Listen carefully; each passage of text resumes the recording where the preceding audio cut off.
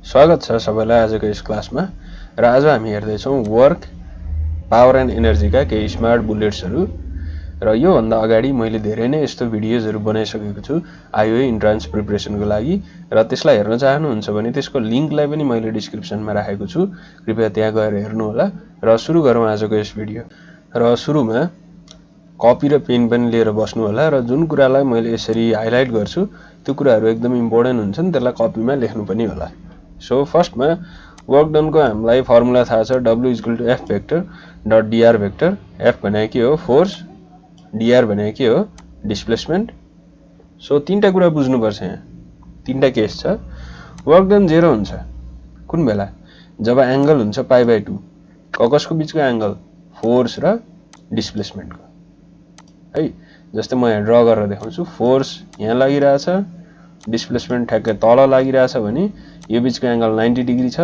त्यसको मतलब के हो वर्क डन कति छ 0 छ यो फर्स्ट कुरा बुझ्नु पर्यो हजुरहरुले सेकेन्ड केसमा छ वर्क डन नेगेटिभ हुन्छ रे कुन बेला जब थीटा को भ्यालु 90 देखि 180 सम्म हुन्छ रे π/2 भनेको 90 π भने 180 मतलब यो ठाउँमा फोर्स छ रे डिस्प्लेसमेन्ट यो ठाउँमा आयो रे यो एंगल त के भन्दा बढ्ता छ 90 भन्दा बढ्ता छ त्यसैले यतिखेर वर्क डन के हुन्छ नेगेटिभ हुन्छ फाइनल्ली वर्क डन पोजिटिभ हुन्छ जब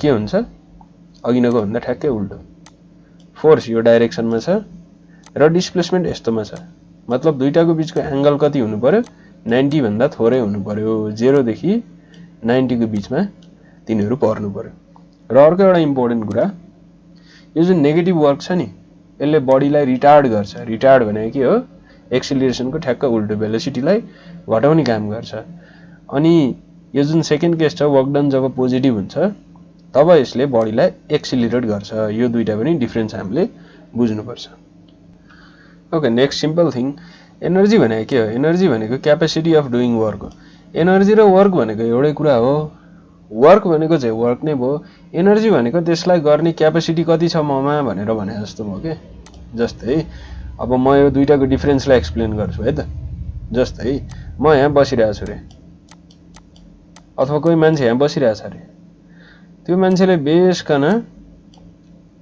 कुनै एउटा कुरालाई पुश गरिरहेछ रे मजाले पुश गरेर यहाँबाट त्यसलाई यहाँ पुर्याइदियो रे है त पुर्याइदिसकेपछि नि वर्क डन भयो ठीक छ यो भनेको के हो वर्क डन हो बट एनर्जी भनेको के हो भनेदेखि नि म यहाँ बसिरहेको छु मैले केही पनि काम गरेको छैन तर मैले यो काम गर्न सक्छु मसँग क्यापेसिटी छ मसँग एबिलिटी छ तर मैले वर्क डन गरेको छैन भने त्यस्तोलाई चाहिँ एनर्जी भन्छ वर्क डन भनेको चाहिँ वर्क गर्नै पर्यो काम केही गर्नै पर्यो एनर्जी भनेको चाहिँ यदि मैले त्यो काम गर्न सक्छु भने काम गरेको छैन तर काम गर्न सक्छु भने पनि मसँग त्यति एनर्जी छ भनेर बुझ्नुपर्छ अनि काइनेटिक एनर्जी भनेको it is the energy possessed by a body due to its motion मोसनको कारणले आउने एनर्जी काइनेटिक एनर्जी अनि पोटेन्शियल भनेको चाहिँ कस्तो त्यसको पोजिसनको कारणले आउने अर इट्स कन्फिगुरेसन कन्फिगुरेसन भने त्यसलाई कसरी राखेको छ तन्काएर राखेको छ कि के गरेर राखेको छ त्यसलाई कन्फिगुरेसन भन्छ है त सो यो तीनटा कुरा पनि क्लियर भयो होला नेक्स्ट इम्पोर्टेन्ट कन्सेप्ट यो जुन कन्जर्भेटिभ फोर्स छ नि त्यसको डेफिनेसन हेरौं हामीले सपोज कुनै वर्क डन गर्यौं रे है अब म फिगरै बनाउँछु जस्तै यहाँ थियो रे कुनै एउटा बडी यसमाथि वर्क डन गरेर हामीले त्यसलाई यहाँ पुर्याइदियौं रे है त अब कन्जर्भेटिभ फोर्स भनेको कस्तो हो यदि यसमा कन्जर्भेटिभ फोर्स लाग्या हुन्छ भने यो जुन वर्क डन छ नि वर्क डन बस दुईटा पोइन्टमा मात्र डिपेन्ड हुन्छ यो इनिशियल पोइन्ट सुरुमा यहाँ थियो बडी र यो फाइनल पोइन्ट यो इनिशियल यो चाहिँ फाइनल है त यो दुईटामा मात्र यदि भर पर्छ भने त्यस्तो फोर्सलाई भन्छ कन्जर्भेटिभ फोर्स कस्तो फोर्सलाई जब हामीले कुनै बडीमा वर्क डन गर्यौं र त्यो केमा मात्र भर परिरहेको छ इनिशियल र फाइनल पोजिसनमा मात्र भर परिरहेको छ बट जुन पाथ कभर गरेको छ नि त्यसमा भर परेको छैन त्यस्तोलाई भन्छ conservative force gravitation is an example of conservative force but friction भनेको चाहिँ फेरि कन्जर्भेटिभ फोर्स हैन है त पावर भनेको सबैलाई थाहा छ it is the rate of doing work power को फर्मुला के हुन्छ वर्क डन अपन टाइम यो त सबैलाई थाहा छ ओके कोलिजन कोलिजन भन्ने बित्तिकै दुईटा कुरालाई ध्यान दिनुपर्छ है। कोलिजन भनेको सिम्पल भाषामा के हो, कुनै पनि कुरा ठोक्किने हो, बट ठोक्किने मात्रै होइन। कोलिजनमा दुईटा कन्डिसन हुन्छ, कि त दुईटा बडिज फिजिकल्ली कोलाइड हुनु पर्यो। फिजिकल्ली कोलाइड भनेको ठोक्केको, जस्तै कुनै दुईटा बल ठोक्यो अथवा केही कुरा ठोक्यो त्यो फिजिकल्ली कोलाइड भयो। अथवा अर्को कुरा ध्यान दिनुपर्छ है, यो इन्ट्रान्समा क्वेसन भएर पनि आउन सक्छ। एउटा त यो भयो फिजिकल्ली कोलाइड भयो, अर्को के भयो, एउटा बडीको पाथ अर्को बडीले गर्दा चेन्ज भयो। When the path of one body is changed by the influence of the other body. जस्तै यसको एउटा म एक्जाम्पल दिन्छु। जस्तै यहाँ म्याग्नेटिक फिल्ड लागिरहेछ अरे, यो ठाउँमा यो एरियामा म्याग्नेटिक फिल्ड छ अरे। अब यहाँ कुनै एउटा चार्ज पार्टिकल गयो भने के हुन्छ, जस्तै म्याग्नेटै हो अरे, ल म्याग्नेट छ अरे यहाँ एउटा, अनि यहाँ एउटा चार्ज पार्टिकल गइरहेको छ अरे। अब यो दुईटा यदि बाइचान्स ठोक्केन अरे, जस्तै यसको म फिगर अलिकति फरक बनाउँछु बुझ्न सजिलो होस्, ताकि यो चाहिँ एउटा म्याग्नेट हो अरे है, अनि हाम्रो यो चाहिँ एउटा चार्ज हो अरे है त। अब यो चार्ज यसरी गइरहेछ अरे है, यो ठोकिँदैन यिनीहरू दुईटा, किनभने म्याग्नेट यहीँ बसिरहेछ। बट यो चार्ज के हुन्छ, डिफ्लेक्ट हुन्छ नि यसरी आफ्नो पाथबाट, कतै न कतै कि त यता जाला कि त यता जाला, आफ्नो चार्ज अनुसार यो त डिफ्लेक्ट हुन्छ। हो यसले आफ्नो पोजिसन चेन्ज गर्यो नि नठोकिकन, यसलाई पनि कोलिजन भन्छ। ध्यान दिएर सुन्नुहोस्, पोजिसन चेन्ज गर्यो भने पनि त्यो कोलिजन हो, तर पोजिसन कसरी चेन्ज हुनु पर्यो, अर्को बडीको इन्फ्लुएन्सबाट। जस्तै यो म्याग्नेटले केही न केही म्याग्नेटिक फिल्ड लायो, त्यसको इन्फ्लुएन्सबाट यो चार्ज पार्टिकलले के गर्यो, आफ्नो पोजिसनलाई चेन्ज गरिदियो, डिफ्लेक्ट भयो, त्यस्तोलाई पनि कोलिजन भन्छ। सो कोलिजनमा दुईटा कुरा हुन्छ, एउटा कि त फिजिकल्ली कोलाइड हुने, कि त त्यसको पाथलाई चेन्ज गर्ने अर्को बडीले। ओके, अर्को इम्पोर्टेन्ट थिङ छ, कोलिजनलाई इलास्टिक कोलिजन भनिन्छ यदि काइनेटिक एनर्जी कन्जर्भ हुनु पर्यो र मोमेन्टम पनि कन्जर्भ हुनु पर्यो। कुन बेला इलास्टिक कोलिजन भनिदो रहेछ, एउटा त काइनेटिक एनर्जी कन्जर्भ हुनु पर्यो, अर्को मोमेन्टम कन्जर्भ हुनु पर्यो। अनि इनइलास्टिक कोलिजन भनेको चाहिँ के हो, काइनेटिक एनर्जी कन्जर्भ हुँदैन। ध्यान दिएर सुन्नुहोस् है, kinetic energy is not conserve but momentum is only conserve है त। इनइलास्टिकमा के हुन्छ, काइनेटिक कन्जर्भ हुँदैन, मोमेन्टम मात्र कन्जर्भ हुन्छ। अनि अर्को फाइनल्ली, यो त धेरैचोटि एक्जाममा आइरहने क्वेसन हो, यो अहिले भर्खर मैले ल्याएको छु नि, हाइलाइट गरेको छु नि। यदि कुनै दुईटा बडिज एक अर्कासँग स्टिक भए, मतलब टाँसिए, स्टिक भनेको टाँसिने, then the collision is said to be perfectly inelastic collision. जस्तै एउटा हामीसँग बर्थडे केक छ अरे, बर्थडे केकमा सानो एउटा बल अथवा गुच्चा हुन्छ नि, मार्बल हुन्छ नि, त्यो खस्यो अरे। अब त्यो फर्केर आउँछ, आउँदैन, स्टिक भयो त्यहाँ। हो यस्तो कोलिजनलाई के भन्छ, पर्फेक्टली इनइलास्टिक। इलास्टिक होइन है फेरि, पर्फेक्टली इनइलास्टिक कोलिजन। अर्को एउटा इक्जाम्पल छ, जस्तै कुनै हिलो छ अरे होइन, हिलोमा कुनै हामीले बल खसाल्यौँ अरे, अब त्यो फर्केर आउँछ, आउँदैन, त्यो त्यही टाँसिन्छ, त्यसलाई पनि के भन्छ, पर्फेक्टली इनइलास्टिक कोलिजन। अर्को पनि एउटा इक्जाम्पल दिन्छु, त्यो पनि आइरहेको हुन्छ। जस्तै एउटा ट्री छ अरे, त्यसमा बुलेट लाग्यो अरे र त्यो बुलेट छेडेर निस्किन सकेन अरे, त्यहीँ भित्रै फस्यो अरे, त यो पनि कस्तो कोलिजन हो, पर्फेक्टली इनइलास्टिक कोलिजन हो। यस्तो एक्जाम्पल्सहरू धेरै दिन सक्छ र सोध्न सक्छ, which type of collision is this भन्यो भने हामीले अब एन्सर दिन सक्छौँ। Okay, next thing, one dimensional elastic collision भनेको के हो, यस्तो कोलिजन जसमा सुरुमा बडिजहरू जुन लाइनमा आएका थिए, जस्तै यो यता गइरह होला, यो यता गइरह होला, यो ठोक्केपछि फेरि त्यही लाइनबाट फर्किने, अर्को लाइनमा नजाने, त्यस्तोलाई भन्छ कस्तो collision, one dimensional elastic collision भन्छ। बट अब ध्यान दिएर सुन्नुहोस्, अब्लिक कोलिजन है, यो चाहिँ एक्जाममा आउन सक्छ। वान डाइमेन्सनल त सिम्पल छ, अब्लिक कोलिजन भनेको अघिनको भन्दा ठ्याक्क उल्टो। जाने बेला चाहिँ बडिजहरू यसरी एउटा लाइनमा गए, ठोकिसकेपछि यो बडी यता गयो, यो बडी यता गयो, यसरी यसले के गर्यो, डाइरेक्सन त चेन्ज गर्यो, यस्तोलाई भन्छ अब्लिक कोलिजन।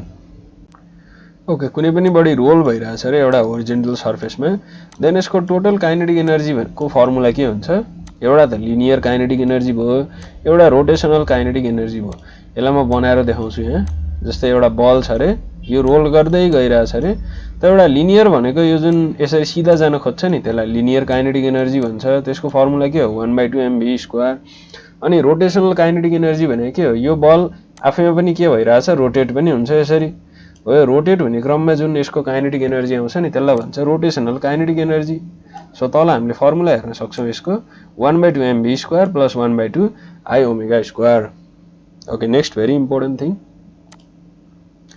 यदि दुईटा बडीज ध्यान दिएर सुन्नुस् है यसमा पुरै कुरा सुनेन भने हाम्रो इन्ट्रान्समा मिस्टेक हुन्छ त्यसैले ध्यान दिएर सुन्नुस् यदि दुईटा बडीजको इक्वल मोमेन्टम छ भने के छ भने इक्वल मोमेन्टम ध्यान दिनुस् भाइ इक्वल मोमेन्टम छैन भने यो काम लाग्दैन यदि इक्वल मोमेन्टम छ भने kinetic energy of lighter body will be more के भन्यो यसले यदि दुईटा बडीको इक्वल मोमेन्टम छ भने मात्रै काइनेटिक एनर्जी कसको मोर हुँदै रहेछ लाइटर बडीको मोर हुँदो रहेछ लाइटर भनेको जुन हल्का छ त्यसको मोर हुन्छ जस्तै एउटा एक्जाम्पल दिन्छु म हामीसँग बस छ हामीसँग कार छ है अब बस र कारको मोमेन्टम के भयो इक्वल भयो सपोज मोमेन्टम भनेको के मास इन्टु भेलोसिटी देन यो दुईटामा नि कसको काइनेटिक एनर्जी बढी छ भने हामीले के भन्न सक्छौं को लाइटर छ यो दुईटामा बस र कारमा को लाइटर हुन्छ को सानो को हल्का हुन्छ कार हुन्छ त्यसैले कारको के बढ्ता हुँदो रहेछ काइनेटिक एनर्जी बढ्ता हुँदो रहेछ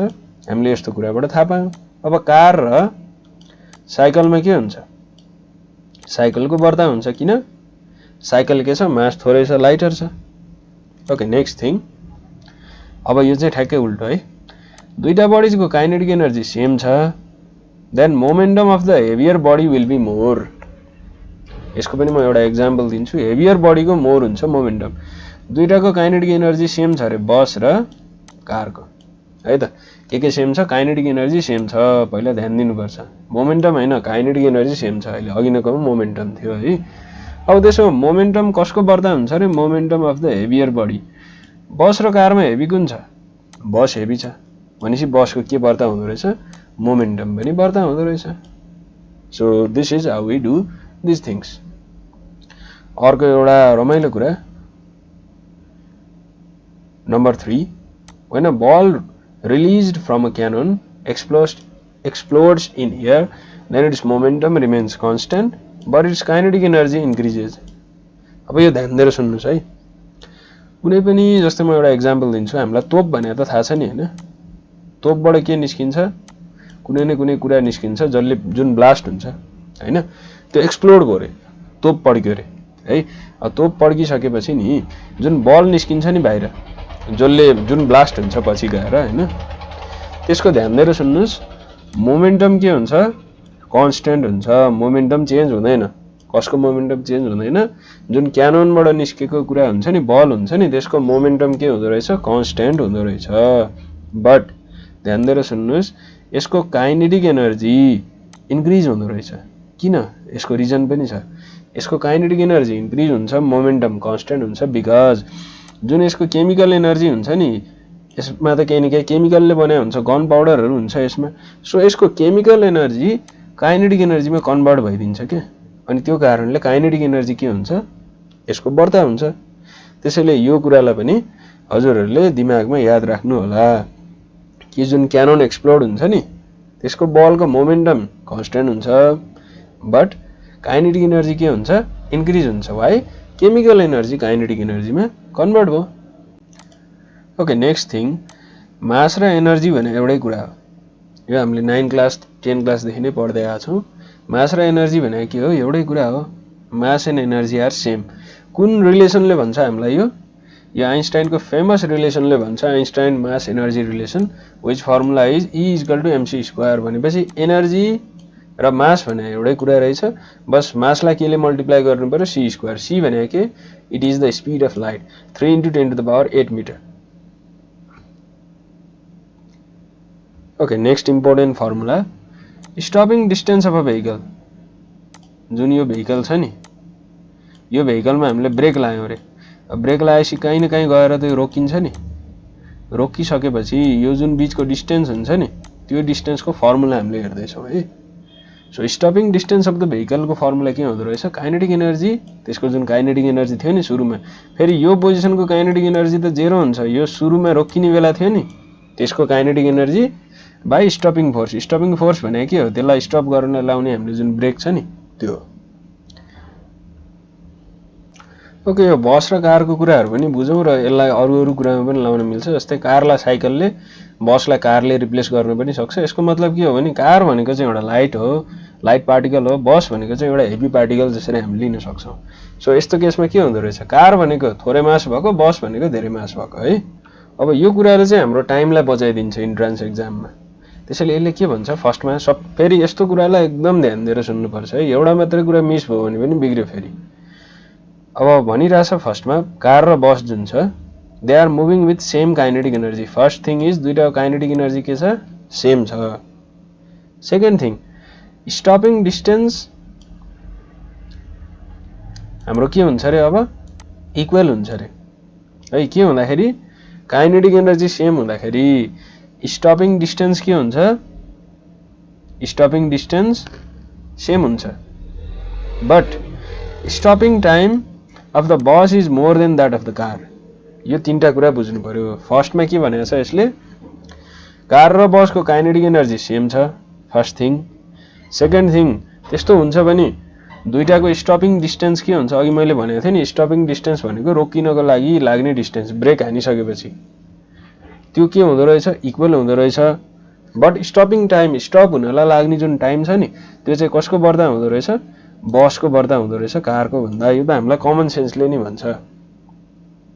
जस्तै कार र बसको एउटै स्पिड छ अरे होइन, अनि फोर्सहरू इक्वल छ भने स्टपिङ टाइम कसलाई स्टप गर्न बढ्दा टाइम लाग्छ, बसलाई नै बढ्दा लाग्छ। यो त सिम्पल कुरा हो। र यसको फर्मुला चाहिन्छ भने हामीले यहाँ हेर्न सक्छौँ। यो फर्मुलाकै कारणले हामीले यो भने हो।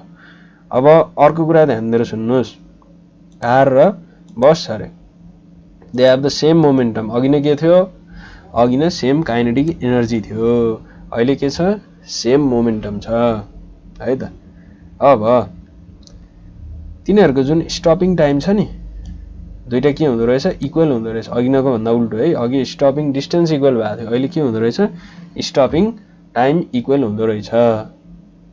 बट स्टपिङ डिस्टेन्स के हुँदो रहेछ, कारको बढ्दा हुँदो रहेछ बसको भन्दा। र यसलाई हामीले यो फर्मुलाबाट भन्न सक्छौँ। x1 x2 भनेको डिस्टेन्सेस भयो स्टपिङ, m1 m2 भनेको त तिनीहरूको मास भयो, पावर 1/2 हामी सबैलाई थाहा छ होइन। सो यो कुरा हामीले बुझ्यौँ जस्तो लाग्छ। के हुनु पर्यो, फर्स्टमा सेम मोमेन्टम हुनु पर्यो। सेम मोमेन्टम छ भने के इक्वल हुँदो रहेछ, स्टपिङ टाइम इक्वल हुँदो रहेछ। बट स्टपिङ डिस्टेन्स के हुँदो रहेछ, कारको बढ्दा हुँदो रहेछ। कारको बढ्दा भन्नुको मतलब जुन लाइटर छ, जसको मास थोरै छ, त्यसको बढ्दा हुँदो रहेछ। अघि न चाहिँ बसको बढ्दा भएको थियो, बट अर्कै कुरा बढ्दा भएको थियो अघि न बसको है, अहिले अर्कै कुरा छ, त्यसलाई ध्यान दिनुपर्छ। लास्टमा अब हामीले हेर्छौँ इलास्टिक कोलिजनको केसेसहरू। र यो केसेसहरू त एकदमै एक्जाममा आउन सक्ने क्वेसन्सहरू हो, त्यसैले ध्यान दिएर हेर्नुहोस् है त। यदि दुईटा मास बराबर छ अरे, u2 = 0 छ अरे, v1 = 0 छ अरे, अनि v2 = u1 छ अरे, अब यतिखेर के हुन्छ भनेर सोधेको छ। यसलाई म भिजुअलाइज गरेर देखाइदिन्छु। दुईटा पार्टिकल छ अरे, यो 1 यो 2 भनेर मैले माने, m1 m2 भनेर माने, u2 = 0 छ। अब फर्स्टमा बुझ्नुपर्छ u भनेको के हो, u भनेको इनिसियल, v भनेको के हो, v भनेको फाइनल है। ध्यान दिएर सुन्नुहोस्, u भनेको इनिसियल, v भनेको के हो, फाइनल। त्यसो भए u2 भनेको के हो, u भनेको इनिसियल, 2 भनेको सेकेन्ड, भनेपछि यसको इनिसियल भेलोसिटी के छ, 0 छ। मतलब यो रेस्टमा छ फर्स्टमा है, यो बुझ्नु पर्यो। यसको मतलब हामीले बुझ्यौँ कि यो फर्स्टमा रेस्टमा छ, सेकेन्ड पार्टिकल। अनि v1 = 0 भनेको के हो, v भनेको के हो, फाइनल, 1 भनेको के हो, फर्स्ट पार्टिकल। भनेपछि यो चाहिँ योसँग ठोक्किसकेपछि के हुँदो रहेछ, यो रेस्टमा आउँदो रहेछ। यसको भेलोसिटी के हुँदो रहेछ, 0 हुँदो रहेछ, फाइनल भेलोसिटी है त। यसले यो बललाई हान्यो र आफू रोक्यो। अनि त्यसपछि v2 = u1, यसको मतलब के हो, जुन v2 छ नि, यो बडीको फाइनल भेलोसिटी हो v2 भनेको। यो चाहिँ u1 सँग बराबर हुँदो रहेछ। u1 भनेको के हो, यसको जुन फर्स्ट बडीको जुन भेलोसिटी थियो नि, त्योसँग यो बराबर हुँदो रहेछ। र यतिखेर ध्यान दिएर सुन्नुहोस्, यदि यो कन्डिसन छ भने, यो कन्डिसन त बुझ्नुभयो होला, फिगरमा पनि मैले भिजुअलाइज गरिसकेँ। यो कन्डिसन छ भने there is maximum transfer of energy. के हुँदो रहेछ, एनर्जीको सबभन्दा बढ्ता ट्रान्सफर हुँदो रहेछ यो कन्डिसनमा है त। यो कन्डिसनमा के हुन्छ, first particle comes to rest. First particle comes to rest भनेको के हो, त्यसको भेलोसिटी 0 हुन्छ ठोकिसकेपछि। अनि सेकेन्ड पार्टिकल जुन रेस्टमा बसिरहेको थियो सुरुमा त्यो चाहिँ अब मुभ हुन थाल्छ with the velocity of the first particle. यो हाम्रो केस 1 भयो। ओके, सेकेन्ड केस हामीसँग छ। सेकेन्ड केस यहाँ हेर्दाखेरि एकदम गाह्रो देखिएको छ, but it is a very simple thing, हामी सबैले बुझ्छौँ है त। म सिम्पलसँग बुझाइदिन्छु, यो कन्डिसनहरू यतिकै बुझिन्छ। त्यसपछि जस्तै एउटा पार्टिकल छ अरे एकदम ठुलो छ अरे, त्यो m1 हो। एउटा पार्टिकल छ अरे एकदम सानो छ अरे, m2 हो है त। अब यो गइरहेछ अरे, m1 चाहिँ मोसनमा छ, m2 चाहिँ रेस्टमा छ सुरुमा। अब जब m1 ले m2 लाई ठोक्किन्छ नि m1 m2 सँग, तब m1 को भेलोसिटी जस्ताको तस्तै हुन्छ। त्यही भएर v1 = u1 लेखेको छ। ध्यान दिएर सुन्नुस्, m1 को भेलोसिटी जस्ताको तस्तै हुन्छ, m2 को भेलोसिटी डबल हुन्छ। त्यसैले v2 = 2u1 लेखेको छ है। म फेरि भन्छु, m1 एकदम ठुलो छ m2 भन्दा, m2 सुरुमा रेस्टमा छ, m1 को सर्टेन भेलोसिटी छ, त्यो हिँडिरहेछ अगाडि। अब जब त्यो योसँग ठोक्किन्छ नि, दुईजना ठोक्किन्छन् नि, तब m1 लाई केही पनि फरक पर्दैन। m1 सुरुमा जस्तो भेलोसिटी थियो अहिले पनि त्यस्तै भेलोसिटी हुन्छ। बट m2 को भेलोसिटी के हुँदो रहेछ, 0 बाट एकैचोटि डबल हुँदो रहेछ के भेलोसिटी, डबल अफ m1। जस्तै m1 5 ले गइरहेको थियो भने अब m2 कतिले जाने भयो, 10 ले जाने भयो। यदि यो 15 ले गइरहेको थियो भने यो कतिले जाने भयो, अब 30 ले जाने भयो यसको भेलोसिटी रेस्टबाट है। यो कुरा बुझ्नु भयो होला। अब नम्बर 3 यसको ठ्याक्क उल्टो छ, म पहिला यसलाई मेट्दिहाल्छु। ओके, नम्बर 3 हेरौँ। नम्बर 3 अघिनको भन्दा ठ्याक्कै उल्टो छ। हाम्रो जुन m1 छ नि एकदम सानो छ रे, m2 एकदम ठुलो छ रे है त। यो बल र अर्थ लिनु पनि सक्छौँ हामीले। अब त्यसपछि जब यो यसले यसलाई हान्छ नि, तब यो रेस्टको रेस्टमै बस्छ है। यो जुन ठुलो बडी हुन्छ नि त्यो रेस्टको रेस्टमै बस्छ, केही पनि मुभ हुँदैन। यो कुरा चाहिँ के हुन्छ, यहाँ जस्तो भेलोसिटीमा गएको थियो त्यही भेलोसिटीमा फर्केर आउँछ। यहाँ v भेलोसिटीमा गयो भने अब अपोजिट डाइरेक्सनमा -v भेलोसिटीमा फर्केर आउँछ। अनि हाम्रो अर्को छ कोफिसिएन्ट अफ रेस्टिट्युसन। त्यसको फर्मुला हुन्छ v1 - v2 / u2 - u2। यसको फर्मुला याद गर्न एकदम सजिलो छ, यसरी याद गर्नुस्। पहिला त अपन लेख्नुस्, माथि हाम्रो फाइनल हुन्छ, तल हाम्रो इनिसियल हुन्छ है। अनि 1 ले 2 लाई माइनस गर्नुपर्छ र अगाडि माइनस हुन्छ। So v1 - v2 / u1 - u2, माथि फाइनल तल इनिसियल अगाडि माइनस, अनि 1 ले 2 लाई माइनस गर्ने है त। त्यसलाई भन्छ कोफिसिएन्ट अफ रेस्टिट्युसन। के भन्छ त्यसलाई, coefficient of restitution. Coefficient of restitution भनेको रेसियो हो, त्यसैले यसको भ्यालु 0 देखि 1 को बीचमा हुन्छ है। यसको भ्यालु कतिदेखि कतिको बीचमा, 0 देखि 1 को बीचमा हुन्छ। त्यसपछि यदि e को भ्यालु 1 छ भने त्यस्तो किसिमको कोलिजनलाई भन्छ पर्फेक्टली इलास्टिक कोलिजन। कस्तो कोलिजन, पर्फेक्टली इलास्टिक कोलिजन। र अघि नै पनि मैले अलिकति भनिसकेँ, म्याक्सिमम ट्रान्सफर अफ एनर्जी कुन बेला हुन्छ, जब दुईटाको मास बराबर हुन्छ। दुईटाको मास बराबर छ भने there is maximum transference of the energy. Okay, कुनै कुनै इम्पोर्टेन्ट फ्याक्ट्सहरू छ।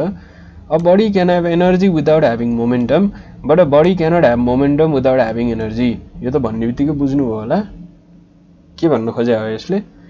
कुनै पनि बडीसँग एनर्जी हुन सक्छ मोमेन्टमको बिना, बट मोमेन्टम हुन सक्दैन एनर्जीको बिना। So energy is very important then momentum. Energy एकदम आवश्यक छ, मोमेन्टम नभए नि हुन्छ, बट मोमेन्टम एनर्जीको बिना हुन सक्दैन। नेक्स्ट थिङ, जुन हाम्रो प्रोजेक्टाइल छ नि, म्याक्सिमम हाइटमा पोटेन्शियल एनर्जी पनि हुन्छ, काइनेटिक एनर्जी पनि हुन्छ। बट यदि त्यही कुरालाई भर्टिकल्ली माथि फ्याल्यो भने म्याक्सिमम हाइटमा ओन्ली पोटेन्शियल एनर्जी हुन्छ। कारण के हो त यसको, प्रोजेक्टाइल यसरी जान्छ, अनि कुनै कुरा माथि फ्याल्यौँ भने त्यो यसरी खस्छ।